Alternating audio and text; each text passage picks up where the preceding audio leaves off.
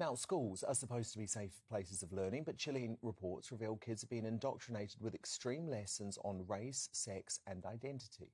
MPs debated the issue in Westminster today, with Conservative MP for Penistone and Stocksbridge, Miriam Cates, front and centre, with her harrowing findings. A biology teacher herself, she outlined how children are being taught a wide range of sexual positions, including rough sex, spanking and choking.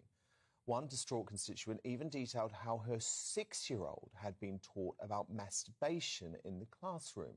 The MP's disgust led to this extraordinary exchange on the BBC. Unfortunately, Joe, I can't actually tell you about them because of your broadcast rules. They are not suitable to be read out on your programme. And I think that's the problem, because they are given to young children. And some of them, which I will describe in the debate, because obviously our rules in Parliament are different, describe quite extreme sexual acts and adult sexual concerns to really quite young children. Well, another person who is using her platform to expose the shocking materials being taught in schools is journalist, broadcaster and Star Daily Mail columnist Dame Jenny Murray. In her latest column, she documents how parent Claire Page became worried about the way her daughter was talking about white privilege and gender, so requested lesson plans. She was shut down by the East London school, however, and told that the materials were, quote, commercially sensitive. And Dame Jenny wrote, "What's happening here is the politicisation of the curriculum." And Dame Jenny Murray joins me now. This was such a fascinating column. I mean, what is going on in our schools? And by the way, what do they have to hide? Exactly. Well, I think I know what they have to hide. I think in a lot of these cases, and I don't think this school is the only school that has this kind of problem. I think what's happened is that organisations have been brought in. The commercialisation that was referred to in, oh, no, it's commercially sensitive. You know, we can't... What does that mean? We can't reveal. I think it means that they are paying organisations to come in, and I have my suspicions about which organisations they might be. Stonewall, I suspect, is one. Or at least Stonewall-affiliated organisations, yeah. You know, people with those kind of views who are being paid to come in and do sex education. And there was I don't know who would have been doing race, but, you know, certainly there was a lot of really quite disturbing stuff going on the race question, where children were shown posters of black and white people stabbing each other and then asked to make posters of their own, which they did, and they were very violent, and they had some... Well, one of them said the Prime Minister is a liar, was it, their strap. That's, you know, highly politicised stuff. So the mother in this case got very worried about her daughter starting to think, oh, my goodness, have I got white privilege? Is that wrong? Apparently her race had never been referred to before in a school that was primarily black and mixed-race kids. Nobody had ever referred to her whiteness before. Suddenly they started to refer to it, so the mother got very worried about that. Well, could we see the lesson plans? Oh, no, it's not your right to see the lesson plan. And, of course, it's true. The schools are not forced to give those plans out.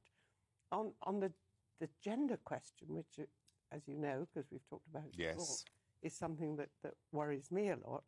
You know, I thought, hang on, if my kid was in school and came home and said to me, oh, did you know there were 48 different genders? I'd say, no, love, sorry, that's wrong. The school has got it wrong. So are children being taught things that have no basis in fact?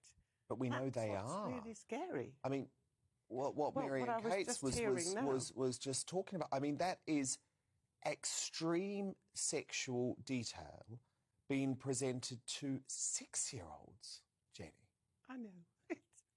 It's outrageous, isn't it? I mean, some people would say, oh, come on, you're a bit old, you're a bit old-fashioned, you know, in what you think. And actually, no, I am not.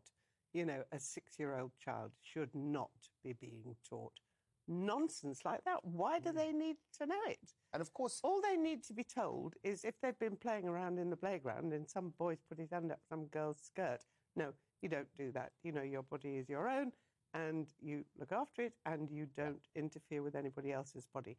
That's all and no they one need. must touch you and report Exactly. it if you do, especially if the person is an That's adult. all they need obviously. to know at that age. But masturbation, I mean, come on, and 6-year-olds? Well, and even when sex education is happening for older children too, surely it is a parental right to know what sex education is being taught, because for some parents, that is something that they want to educate their children on themselves. You know, you are allowed as a parent, it is perfectly legal, to ask for your child to be removed from certain lessons. If you have a different religion from the one that you think is being taught in the school, then you can withdraw your child from that. Equally, you can from sex education. I mean, I think it's a great pity if, in the case of the school that I was writing about, 13, 14-year-olds are being withdrawn from sex education because actually they need it. Yeah. They need to know these things, but they need it to be taught biologically and sensibly and within certain parameters. Yeah, and without this far-left woke politicisation of it. Even 13 and 14-year-olds don't need to be told about masturbation. Some of the boys probably know already. Actually, some of the girls might too. But, you know, you have to be really, really careful that it's age-appropriate and it's based in biological fact. That's what worries me, because I see the figures on particularly girls wanting to transition are rising and rising and rising.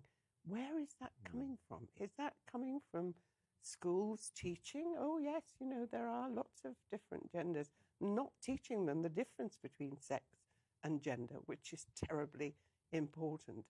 And I am so frightened that kids are being encouraged or allowed or enabled to go down a road that may well be very, very dangerous for them. Well, of course, and we know that they are, because I have had on this very show people who have been indoctrinated are actually lesbian women who were given the wrong sort of encouragement, I would say, at an early age. As a teenager, they found the concept of transitioning at that point much easier. And then once they were in their early 20s, when their hormones have settled down, they've realised, actually, I'm a lesbian woman. Well, by that part, their body has been mutilated and it's too late. So while I completely agree, there has to be sex education, I think parents must have the right to know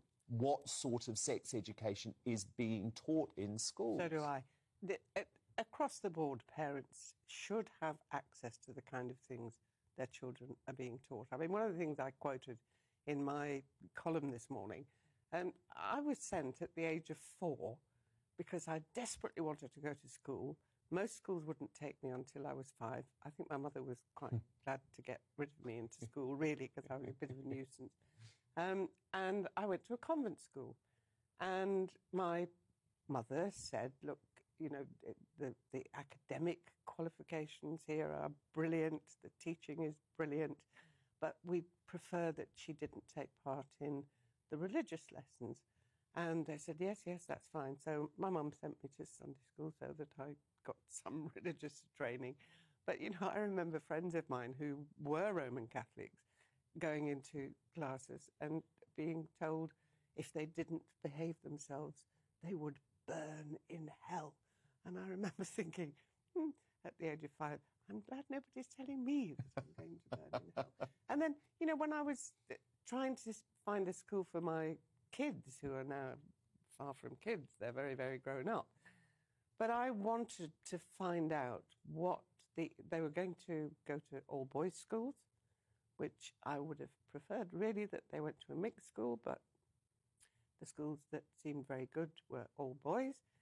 And I asked 3 headmasters about what they were going to do to make sure that the boys in the school were taught about the equality between the sexes and what their role was in relation to girls and women as they grew up. The first one clearly hadn't a clue what I was talking about and just looked at me utterly blankly. What's this woman on about? The second one said, oh, well, I do have a couple of ladies in the art department. Ladies didn't go down too well with me, nor the fact that they were only in the art department. Then the third one said, well, with the little ones, and this was 11, 12-year-olds, we'll be talking about housework and doing the dishes and what their role is in the family of, taking part in domestic work. And then, once they come up to the 5th and 6th form, well, then we'll be talking about consent, obviously, because, if my boys are going to university, I want them to know what sexual consent is all about. He said, and then one of the other things I've done is I've appointed women into maths and physics because I want my boys to understand that women are not only good at English and art. And so you were like, bingo. And I said, yeah, this is the school for and I think that is the perfect illustration of why parents cannot lose control and why schools can't just railroad over parents' rights. And I think this is going to be a really big issue in the weeks and the months and the years to come, actually, parents starting to stand up against some of this indoctrination at schools. We have to. We trust the teachers to look after our children, prevent them being bullied, have discussions about the world they're growing up in, but do it sensibly and only talk to them about the things that are based in fact. And science too. Dame Jenny Murray. And science. Very good advice. Thank you so much. Great to see you again.